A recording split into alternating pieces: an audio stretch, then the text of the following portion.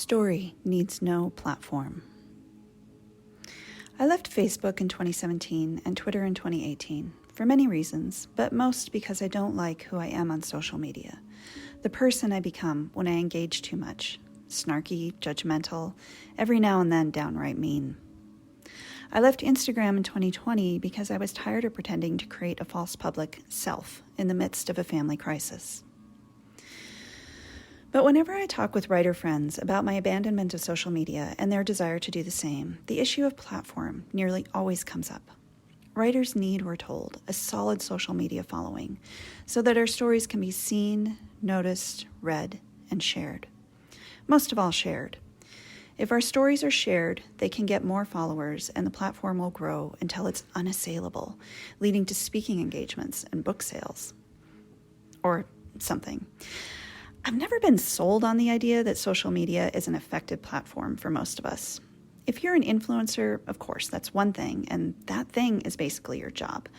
But unless a writer has tens of thousands of followers to begin with, an active social media account doesn't generally seem to make much of a difference. And research has shown that large followings, even into the millions, don't generally correlate to, say, book sales in any case. And the effort involved in building that kind of platform often detracts from the time and focus required to do the actual work. That's not true of everyone, obviously. Some writers do incredible work and also run fabulous, smart social media accounts. Plenty of us don't, and likely shouldn't try, though it's hard to resist putting the effort in when you're constantly hammered with the siren call, you need a platform. Maybe the question we should ask ourselves is whether those with massive social media followings are doing it because they're building and maintaining a platform. The more I type that word, the more images of deep-sea oil rigs come to mind. Or because they enjoy engaging with readers and the general public online in a variety of ways. I suspect it's the latter, though with some, they're obviously just hooked on the attention. There has always been a fundamental struggle between the act of writing and the sharing or promotion of it. But once you approach a work with readers in mind, your relationship to it changes. The work itself changes. When I was in graduate school, this shift was often spoken of scornfully, as if art with a capital A were demeaned by the wish to share it, to publish. In one class, the teacher said explicitly that the minute you get paid for your art, it becomes a commodity. I saw a lot of depressed faces in class that day. The word commodity is definitely a killjoy for creativity, and I'm no fan of mass commodification, but we all need to eat, and we all have our skills and talents to contribute. Money just happens to be how we currently exchange things of value. I don't know where or when this attitude developed that writing, if it is to be art with a capital A, shouldn't be published, much less paid for. Story, after all, is one of humankind's oldest and most enduring technologies. Stories are meant to be shared. They aren't crafted solely for the storyteller herself. My first draft of anything is always written for me first. Even this newsletter goes down in a notebook so I can dump out all my messy ideas before letting anyone else have a look in. But the moment I begin transferring the words from the page to the screen, I begin thinking of readers. If I didn't, why bother with any of this in the first place? In a way, writers are often tricked into thinking that social media is part of this process, essential to bringing your work to others' eyes and ears.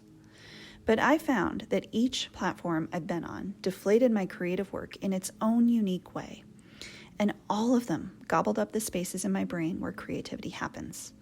Or at least that's what it felt like. Social media connected me with a lot of great people. It took a long time to realize that it was also invading the time solely by myself with a notebook that I needed to create anything that I felt worthwhile.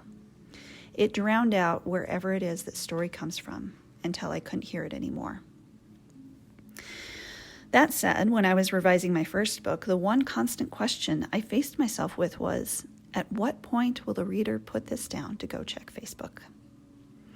Social media will continue to change writing even if every writer abandons it, because readers' minds and attention will still be shaped by it. My mother, who's a singer-songwriter of cowboy songs, once talked to me about story that picks you up by the scruff of the neck and takes you off into the night. Mythologist Martin Shaw, in an excerpt from one of his books, speaks of story as a kind of echolocation from Earth itself, hoping to find someone who's tuned in. Story is magic. Its role in our existence as conscious, connected beings is eerie and beautiful and full of power. That's all the platform it needs. And there's some related material that I linked to at the bottom of this essay, a spoken essay by mythologist Martin Shaw, a conversation between Dugald Hind and Anna Bjorkman on trickster archetypes, an essay by Eli Alshanetsky on Aeon, what comes first, ideas or words, and a talk by Sharon Blackie, author of If Women Rose Rooted, in which she said, post-heroic stories are not about strength, they're about compassion. Take care of yourselves.